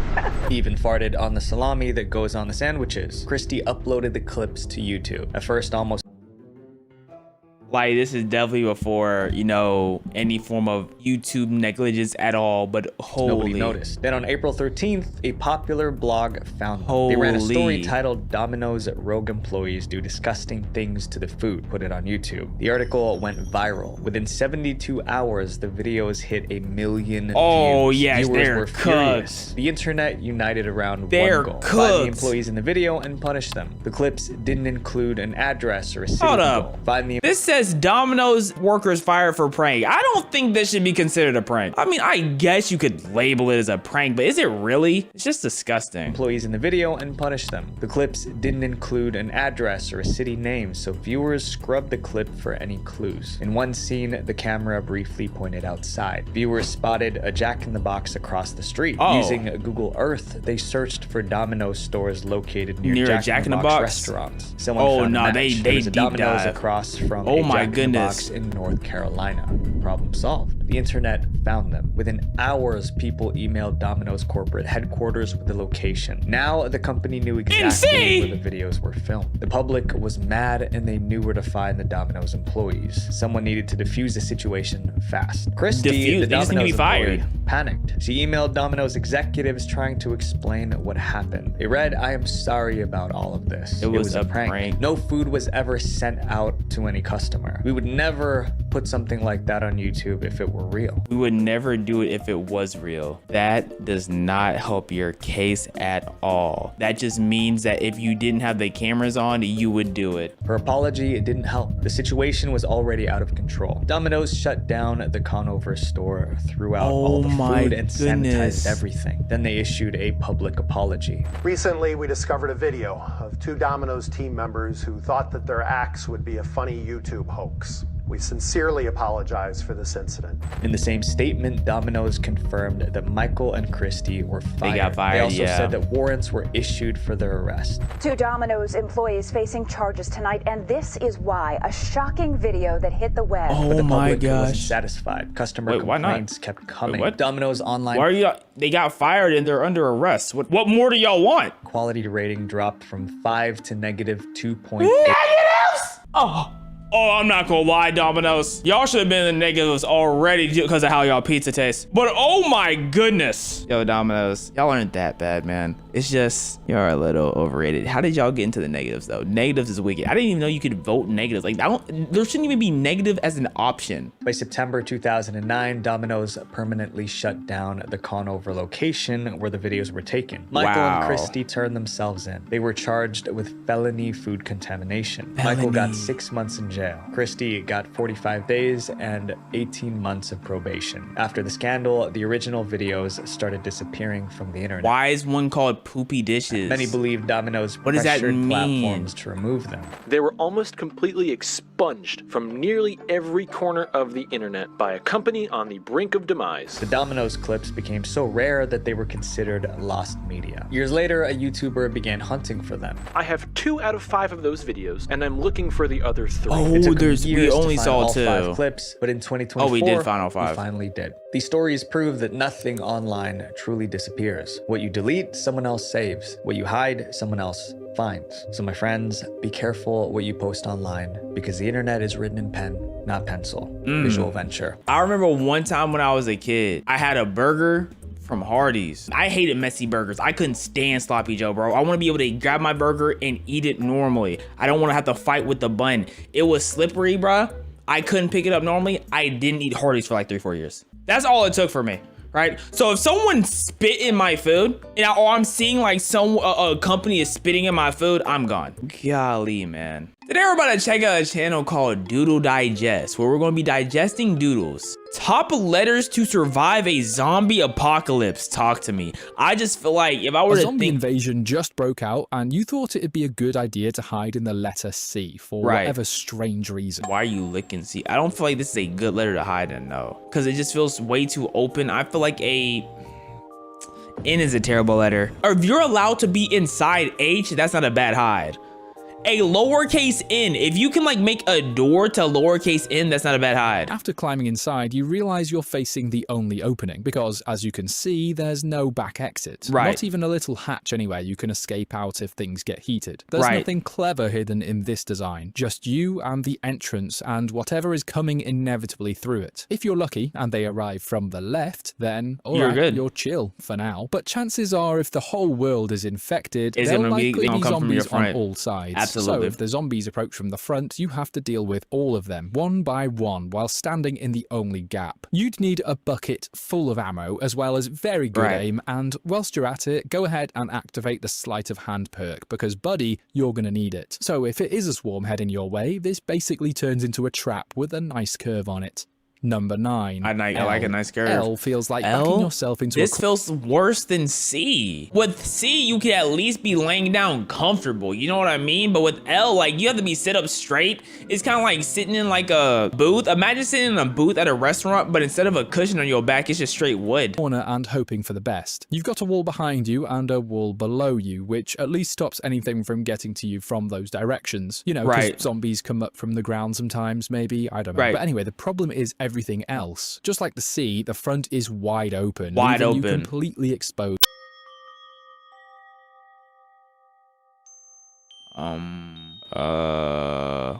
From the right flank. There is one tiny advantage here though, which is that because there isn't really a roof, you could attempt an escape by climbing up and over the back if things were getting bad. You'd have I didn't think of that. I don't know what you could and can't scale. to be pretty athletic and have good upper body strength, Right. of course, but Good seeing those guy zombies had W coming at you calisthenics. probably would grant you those abilities, Yeah, despite adrenaline. the fact you've never done a pull-up in your life before. Okay, that's not Number me. 8, V.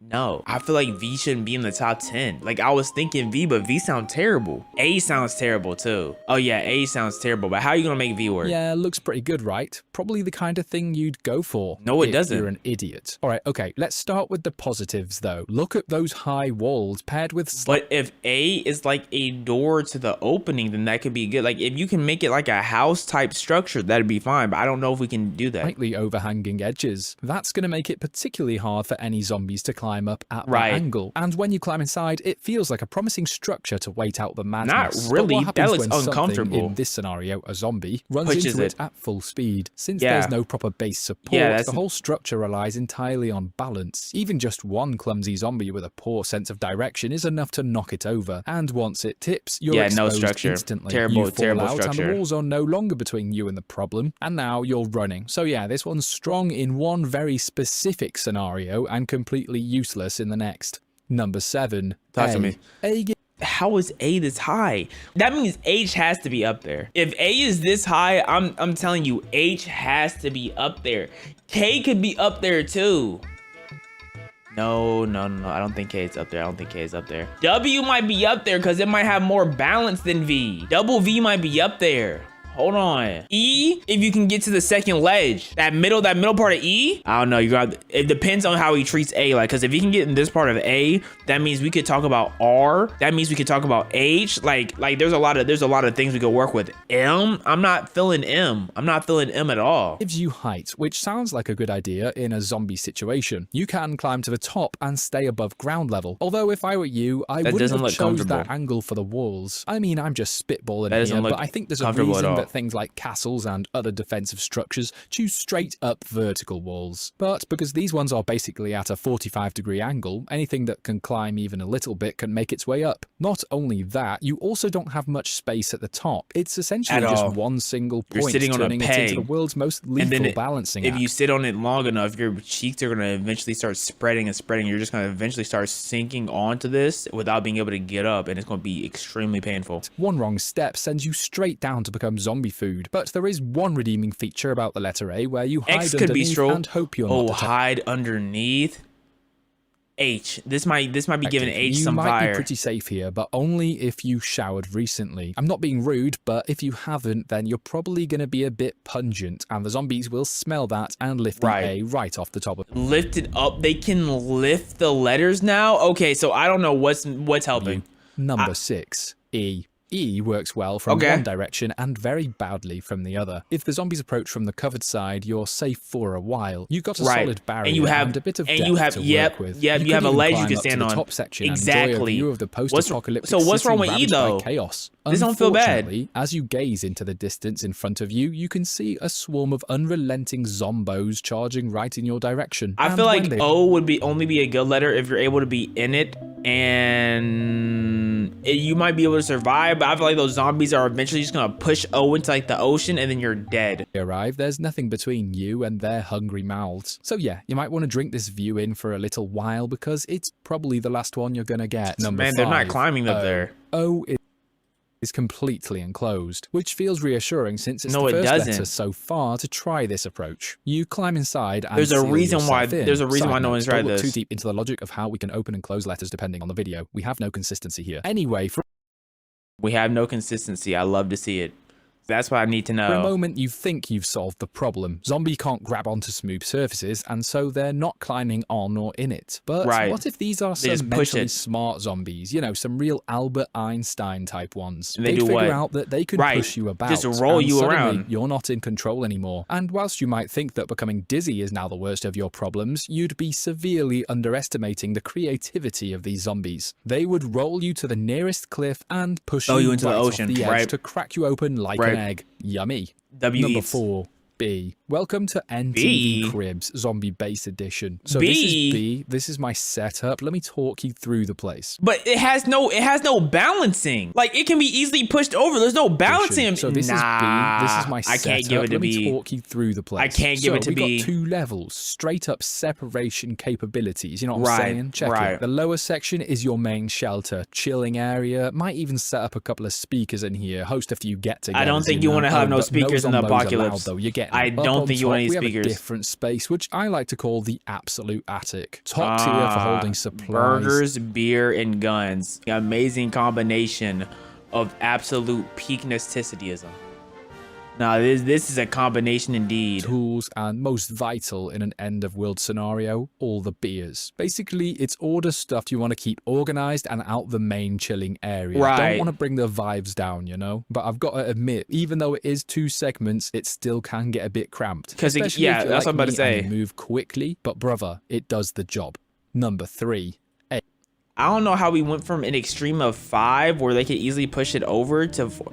I did say A, depending on if you can open the structure or not. H is H. I did say H. Sturdy and reliable at the start. Right. The 2 vertical sides give you strong support, and the middle bar adds extra structure. You can resist pressure from the sides without everything shifting around. Exactly. The issue does show up, however, over time, as the zombies climb on top due to the. But I thought you said because of how it's like straight up like a castle, they can't climb. You said that earlier. You said if they have an angle, they can climb, but now they can climb. Container-like shape of the H, they start to pile up, and as the weight increases, the structure begins to strain. If enough of them get up there, so that means A gotta go crazy because they can't climb and stand. Wait, no, but he already did A, right? Did he do A already? It's gonna be like when water or snow gathers on a roof, and eventually that whole section. Like, are these World War Z zombies? Immediately, but it is inevitable if you stay long enough. It's actually the first. I know F must stink in the zombie apocalypse. Only entry in this list that will have the zombies kill you by crushing you rather than eating you. H buys you time, but not forever. Number 2. But what's gonna give you forever? The fact that you can go inside H but not inside A is blowing me. I feel like if you're able to go inside A, it's easily top 3. I is. Huh? Nah, he's meat gobbling right now. Oh my goodness, he's devouring the dingle right now. Basically Absolutely not. If you were to lie on top of it, suddenly you've got a clear view of everything around you, and that height advantage is huge. No. It beats running around at street level having to. No, bro, because B is even better than I, because at least in B you have places of storage. You can't store nothing here. Fight off zombies with a bat. With this, you can actually see the movement from far away. And E is better than this because E has a ledge. Oh, absolutely not, bro. Meaning you can absolutely plan your next move. not. And if you have any kind of ranged weapon, say No. a tasty little Barrett 50 cal, No. you can deal with the threats before they even No. get close. The downside is access. Getting up there takes so much effort, and getting down quickly And is getting anything else up there, no, bro. If something manages to reach you or climb part of the structure, your this letter is escape route garbage. isn't great. It's a strong defensive position, but not the easiest. This letter to is abandon. garbage. Number 1, W. I did say double V earlier. I did say W double is V the earlier. most complete setup on this list. I did you say get it. 2 recessed sections that act as natural hiding spots. That But like, there's nowhere to put your food at. means you can hide yourself in Now you can build structures on it? Oh, we picking and choosing. one and store supplies in the other. We just or picking you and could choosing. Bring a second person along and both stay covered. It's always good to have a bit of company at the end of the world, but there's more. The raised points in between give you elevation for defense, so you could mount some Yeah, it is hard to climb when they're at an outer angle. I will give it that. automatic weapons to use as turrets, and you'd actually Bro, where'd you get the automatic weapons be able from? to do that on both sides, so you'd be covered from all angles. It's stable, it's practical, and it just gives you options. And in a zombie invasion, that's exactly what you want. Right. I mean, I can't disagree, I guess. Top 10 letters to use as chairs. If there is no way C is not number 1. C is easily the best letter for a chair. A shouldn't even be in the top 10. Actually, the worst excuse for a chair ever conceived. Need I explain what happens when you place your rear end on a sharp object that slowly expands outward? Like I said, it's going to slowly go into your butt and you're going to die, bro. I don't think either of us want to see that animated. This isn't Saw 3. See? So instead, let's pretend this chair is the worst on this list because of the inconvenience of sliding off either side if you become unbalanced. Yeah, that's a lot more pleasant than the alternative. Number 9, Z. The letter Z comes in looking a little more promising, but the Z. moment you actually We're sit talking on about it, Z. you realize it's essentially a ridiculously elevated stool. Right, but let's imagine this Z is a spring and it like gives you a little bit of like relaxation. The seat sits way too high. You know what I'm now saying? You can't actually reach the plate of tendies going cold. Just make several the feet food below taller. You. At least swinging your legs is fun. Yeah, until you realize you're one hip movement away from toppling off and performing a perfect elbow drop right through the table. Number 8, V. The V This shouldn't even be on the list. chair is great if your No, dream it's not. seating experience involves becoming a compact, folded-up version is of a yourself. Put it horrible this way, your seat. ankles were never meant to meet your sternum, but now they have, and they're in a loving There's no way this is better than Z. permanently. So How yeah, is this being better than suddenly Z? molded into an unintentional yoga pose invented by an evil chiropractor, not the selling point most chairs go with. Number 7, Y. This is just a more complicated V. Think of Y as V's slightly more forgiving cousin. How? It's not as deep, so your legs can actually leave It's the not premises. as- They get Right. I forgot about depth. to hang out in the real world instead of being jammed into triangular Okay. captivity. The problem I still don't feel like V should be top 10. is the entire structure is balanced on just one leg, like a And it's flamingo. going to Except fall. this flamingo Right. happens to have an inner ear infection and can't balance to save its Shout out to life. flamingos, you lean man. even slightly to the side, and this thing's going to tip over and fracture your skull in several Something places. tells me a chair that can't balance is worse than an uncomfortable chair in general. Number 6. E. This can't Now be we're that getting bad. somewhere. Wait, Ever what? looked at a boring old chair or bench and thought, man, I wish instead of sitting next to me, the other person could sit above me? Yeah, me neither, but go with me. Yeah, so you can look up and you can get a good sniff at what they got going on. I On this 100% one. The agree. letter E has 3 horizontal platforms, 1 Right. vertical spine. This is basically a bunk bed, but for chairs. You can sit on the top for a panoramic view of your room, or sit on the bottom for a more grounded experience. And if your friend wants to join, This is perfect. much better than every previous option. I think this is too low. The downside, sitting on this shelf means your friend is now directly above you. And And you if they still- fall, which your clumsy friend always does, chances are you're getting dragged down with. But think about the bright side though. At least you get foot sniffs. Because when you think about it, their feet are hanging right in your face. You get foot sniffs. I'm just saying. There's always a W at the end. L might make it top 5, but it's still uncomfortable. I'm noticing there's a lot of falling in this video. I like it. Number 5, G. G tries its best. It really does. How? It offers that nice curved shape. How? Nice to look at. Oh, Unfortunately, it could be like a desk. You can get work done on G. Yo, G might be the best one. aesthetics don't always equal comfort. If G you might lean be the back, best you one. immediately make physical contact with that little protruding spike at the top. I mean, it's not going to stab you too hard or anything like that.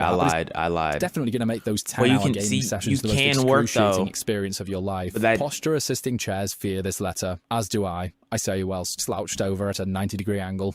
Number 4. O. Oh! Let's be honest, it's not really a chair, is it? It's more of an inflatable fitness ball. Sitting on this thing means bouncing around your room like a toddler hopped up on Capri Suns. That's It's fun, not- meaning you will I don't know absolutely about this not one, be man. productive. The real issue is mealtime. One bounce too Oh, strong yeah, and you your know, spaghetti becomes abstract ceiling art. This is I guess- something my kid eats on, bro, and then he makes a mess and he's gonna cry at you. They're like, oh my god, my food is all over the floor. Like, yes, idiot, that's what happens when you bounce and eat, buddy. I really am the Picasso of my generation. Number 3. C. How is the letter C C is 3? basically the luxury tier of alphabet seating. This is the egg How? chair, rounded and airy, suspended from above like you're some enlightened Exactly, what's the garden problem ornament. with it? It cradles you and sways gently. It whispers, "You're not doing any chores today." You really will sit Why in is it C for only long enough, 3? and there's a real chance you'll start narrating your own life in a soft, soothing documentary voiceover. The alphabet is rarely this kind, so appreciate it. Number 2. L. If you were to design a chair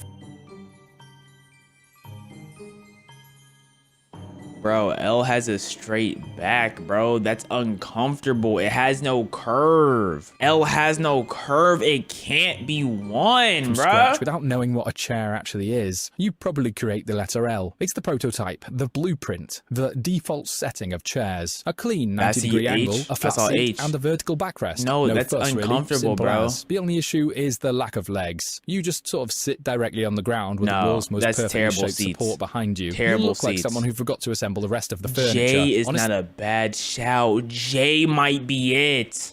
Because it has the little backrest, but also has... Oh, but it might be uncomfortable. That might be uncomfortable. kind of wasted potential here, exactly like myself. What is it, like Classic. lowercase Can't go h? one I don't video know. Without a self-deprecation joke. I wish Lowercase it was a h joke. won't be crazy. Number 1, J. And the top spot, we have the letter J, the undisputed champion of alphabet seating. I can see it. Everything about it screams comfort. Because that the graceful back curve holds you like it was designed by someone who actually cared about your lower back. And it's got that natural lounge chair recline built in, letting you sink in without folding you in half like some of the other letters. The V's and double E's. Unexpected rain, covered. Sun too bright, also covered. All the accessories of a chair you didn't know existed and definitely don't actually need. Okay, I'm not bad Jay winning. I felt like the double V's that shouldn't even need to be on the list in the first place, but I do see the vision. Top 10 letters to use as a pool. L pool is a great option if you've ever wanted to experience a structural failure. Let me think. You might be the best pool.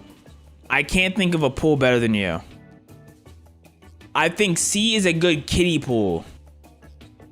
There can't be a better pool than you. In real time. You fill it up, turn around for 1 second, and every drop of water has already escaped down the long leg of the letter. It's like trying to store rain in a staircase. Diving from the top corner might look cinematic, but it ends with a hospital visit and a very confused doctor asking how you broke your entire body on a letter. Number 9. A. Somehow, A manages to be the opposite of a pool. The second you pour in water... So how is this better than L? Declines and how is this better than L? The central spine acts like a drainage system designed by someone who hates summertime fun. A might look sharp and symmetrical, but as a pool, it's basically a waterproof funnel. Number 8. How is it 9? At least O somewhat looks like a pool. A clean circle, contained walls, and decent depth. But hang on a minute, bucko. Where's the water going? A closer look. Yeah, that's right. There's no actual way in. It's completely sealed. You're basically staring at a decorative aquarium.